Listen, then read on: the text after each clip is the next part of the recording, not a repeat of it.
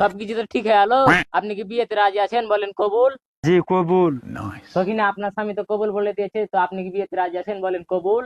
না, আমি বিয়েতে রাজি নাই, আমার স্কুলে বয়ফ্রেন্ড আছে। কি? ওর বয়ফ্রেন্ড আছে? তার মানে ই পাক্কা 12 ভাতারি। কাজী সাহেব এক কাম করো, আমার কবুলটা ক্যান্সেল করো, আমি এই বিয়ে করতে পারবো না। এই যে রে, কাকে 12 ভাতারি খুঁজিস?